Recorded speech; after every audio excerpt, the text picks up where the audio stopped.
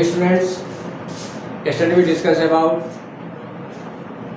what are matrices and how to define a matrix, order of matrix, and type of matrix. Now today we discuss about operation on matrices. As you know very well, we have four basic operations: addition, subtraction, division and multiplication. Similarly, same operations apply on matrices. Now we discuss one by one. First we discuss about addition of a matrix. Suppose we have two matrices, A matrix, A11, A12, A21, A22 and matrix V, B11,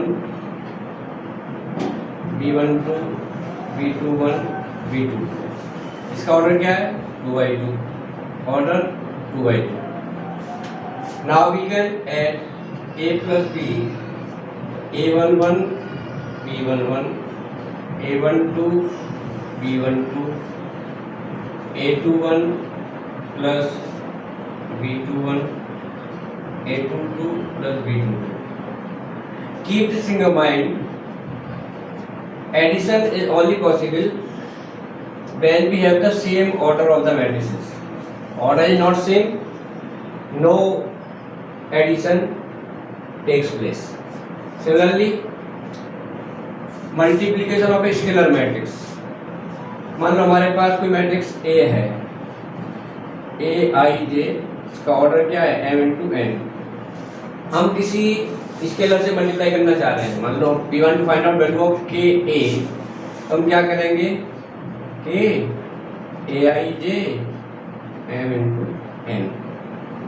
और suppose करो ये हमारे पास matrix है 1 2 3 4. तब 2a क्या हो जाएगा? Previous multiply का 2 2 4 6 8. वैसा स्केलर मल्टीप्लिकेशन और matrix bye multiplication of A matrix bye scalar, किसी भी स्केलर से आप उसे मल्टीप्लाई कर सकते. अब आता है डिफरेंस ऑफ मैट्रिसेस. मान लो हमारे पास ए कोई मैट्रिक्स है 3 4 5 6 और बी कोई मैट्रिक्स है 2 1 4 0. We want to find out A minus B, या इसको हम ऐसे लिख सकते हैं ए प्लस माइनस बी, यानी -1 का मल्टीप्लाई कर दिया है. इसको हम ऐसे लिख सकते हैं 3 4 5 6 माइनस 2 1 4 0. या तो आप ऐसे लिख सकते हैं 2 3 माइनस 2 1 4 माइनस 1 3 5 माइनस 4 1 6 माइनस 0 6. या आप ऐसे भी कह सकते हो कि 3 4 5 6 प्लस ये जो माइनस था इसे मल्टीप्लाई करके क्या आ जाएगा? -2 -1 -4 0. अब इन दोनों को आप ऐड कर लें 1 3 1 6. इस तरीके से आप इसको डिफरेंस को निकाल सकते हैं. अब प्रॉपर्टी ऑफ, यार ध्यान रखिएगा हर कंडीशन के लिए दोनों मैट्रिक्स जो भी आप अप्लाई कर रहे हैं ऑपरेशन, उसमें ऑर्डर सेम होना चाहिए. ऑर्डर सेम नहीं होगा तो नहीं निकल पाएगा. Now we discuss about property of matrix addition. इसमें सबसे पहले कम्यूटेटिव लॉ. कम्यूटेटिव लॉ में आप क्या करते हैं? जैसे A plus B equal to B plus A. Possible only when we have same order. Associative law. Associative law. इसमें आप क्या करते हैं? जैसे A plus B plus C, A plus B plus C. Okay. अब आता है एडिटिव आइडेंटिटी. additive identity जैसे ए कोई मैट्रिक्स है आपके पास A I J of order m into n, and कोई जीरो मैट्रिक्स है जिसका ऑर्डर भी m इंटू n है, तब a plus o equal to o plus a equal to a। तो zero is the additive identity और matrix addition, यानी जब आप जीरो को किसी मैट्रिक्स में, जीरो मैट्रिक्स को किसी भी मैट्रिक्स में जोड़ते हैं तो उसकी आइडेंटिटी पर कोई चेंज नहीं होता। तो एडिशन में ये इसकी एडिटिव आइडेंटिटी हो गई। एडिटिव इनवर्स क्या होता है? एडिटिव इनवर्स, इसमें क्या होता है, जैसे मान लो एक कोई मैट्रिक्स आपके पास है ए I J order m into n, तो हमने दूसरी ले ली माइनस ए, क्या हो जाएगा? ये हो जाएगा minus A I J M into N, और यदि हम इनको ऐड करें A plus minus A then we got zero. तो किसी भी मैट्रिक्स का नेगेशन कर दें that become the additive inverse of the given matrix. Now we discuss about some problem based on addition, subtraction, multiplication। तो additive properties में आपका commutative को फॉलो करता है, एसोसिएटिव को फॉलो करता है, एडिटिव आइडेंटिटी इनवर्स एग्जिस्ट करती है। इस तरीके से आप उसको निकाल सकते हैं। अब आता है multiplication of the matrix.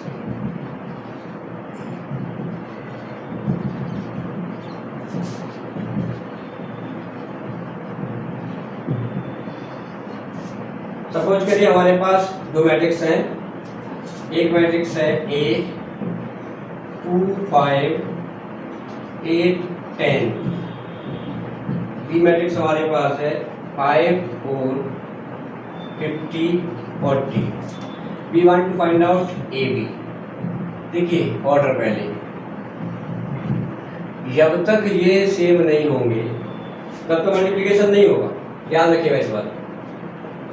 m into n, m into n, ये m और n सेम रहनी चाहिए, तब मल्टीपल करने के बाद हमारे पास ये बचा 2/2 की मैट्रिक्स में ले गए हम 2 5 8 10 5 4 50 40। देखिए ये होती थी रो 1, रो 2, C1 C2 C1 C2 रो 1 रो 2। ये ज़्यादा इम्पोर्टेंट पार्ट है। सबसे पहले हम क्या करेंगे, पहली रो का मल्टीप्लिकेशन करेंगे पहले कॉलम में, 5 2 10 प्लस 250। फिर पहली रो का ही मल्टीप्लाई करेंगे दूसरे कॉलम में, 8 प्लस 200। अब second row first column 8 5 40 plus 15 to 10 500। फिर second row second column 32 plus 400। इस तरीके से जो मैट्रिक्स आपको मिली, अब देखिए 260 208 4 540 और 432। इस तरीके से आपको जो मैट्रिक्स मिली इसका ऑर्डर क्या है 2/2। तो इस तरीके से आप पहली रो, फिर एक बार समझ लें, फर्स्ट रो का मल्टीप्लिकेशन ओवर होगा पहले C1 में this plus this corresponding plus आ गया, फिर इसी का सेकंड कॉलम में 4 2 8 प्लस 5 4 20 200 हो गया। फिर सेकंड रो 8 5 40 5 प्लस 10 इंटू 50 500। फिर सेकंड रो का मल्टीप्लाई सेकंड कॉलम में 8 4 32 और 4 42 10 400। और इस तरीके से हमने इसको अलग कर लिया। याद रखिएगा, that is very important part of this property matrix में। एसोसिएटिव लॉ को फॉलो करते हैं, डिस्ट्रीब्यूटिव लॉ को फॉलो करते हैं। प्रॉपर्टी बता दे रहा हूँ इसकी। properties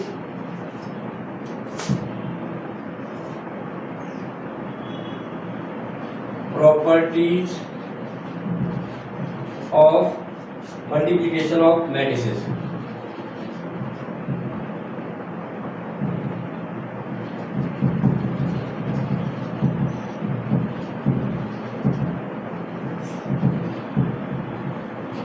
पहला एसोसिएटिव लॉ,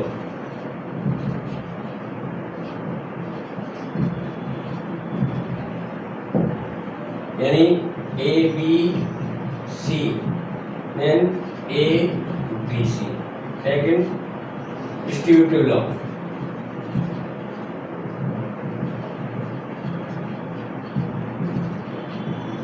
जैसे A B plus C then A B plus A C, या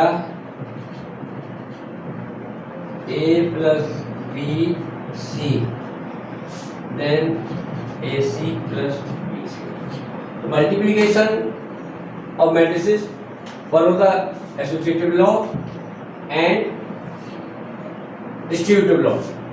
कम्यूटेटिव लॉ को फॉलो नहीं करता, यानी A B may B equal to B A और नॉट, बराबर हो भी सकता है और नहीं हो सकता है, इसलिए ये कम्यूटेटिव लॉ को फॉलो नहीं करता. नाउ फॉर एग्जाम्पल,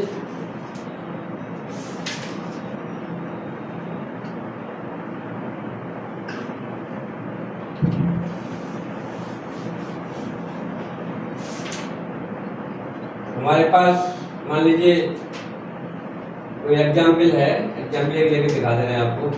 ऐसे find A B if A equal to 0 -1 0 2, B equal to 3 5 0 0. Then find A B. क्या बताए थे अभी आपको? रो 1 का C1 और C2 मल्टीप्लाई, 0 का 3 में 0, माइनस का 0 में प्लस 0. फिर सेकेंड रो में 0 0, फिर सेकेंड रो फर्स्ट कॉलम 0 का 3 में 0, 2 का 0 0, 0 का 5 में 0, 2 का 0 में 0. हमारे पास 0 0 0 0. एक मैट्रिक्स निकल के आ गई 2 बाई 2 की. इसका प्रोडक्ट क्या है? 0. तो product of two matrix zero matrix. It is not that one matrix is zero matrix. जरूरी नहीं है कि इनमें से कोई मैट्रिक्स जीरो मैट्रिक्स हो तभी प्रोडक्ट जीरो आएगा.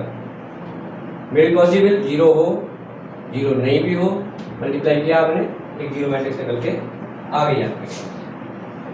इस तरीके से आप प्रोडक्ट कर सकते हैं. जैसे मान लो हमारे पास मैट्रिक्स है 1 2 3 और एक मैट्रिक्स है 2 3 4. अब देखिए इसका ऑर्डर क्या है? 3/1. इसका ऑर्डर क्या? 1/3. दोनों सेम हो गए. और हमने आपको क्या बताया था? जब तक ये सेम नहीं होगा तो मल्टीपल हो ही नहीं सकता. अब जो मैट्रिक्स मिलेगी हमको वो 3/3 की मैट्रिक्स मिलेगी. जैसे पहली रो भाई रो 1, रो 2, रो 3, C1 C2 C3. क्या बताए थे? पहली रो पहला कॉलम, ठीक है.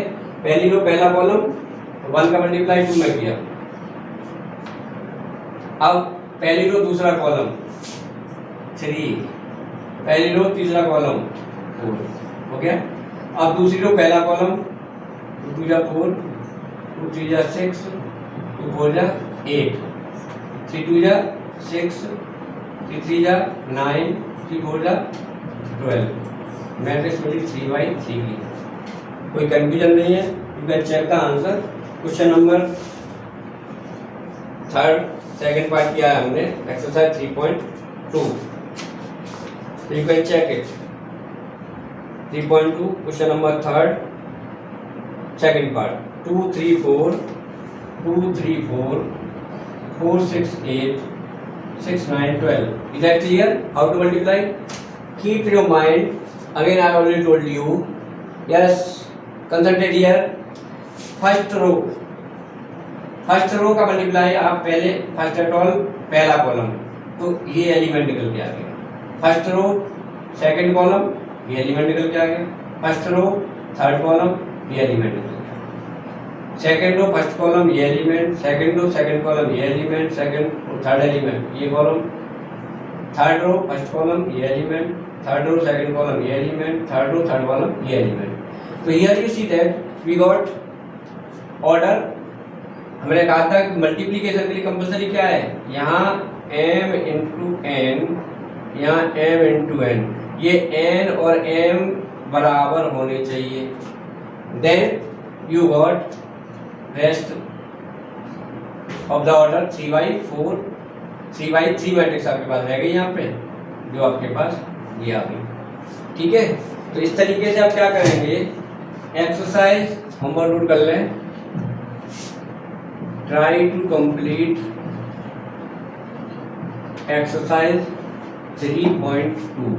ओके स्टूडेंट्स, तो आज हमने क्या सीखा, how to add two matrices, subtract, multiply by scalar and product of two matrices. Try to complete this exercise from your NCERT book or by e-book, and having any problem you can go in comment box and there leave your comments and we will discuss tomorrow.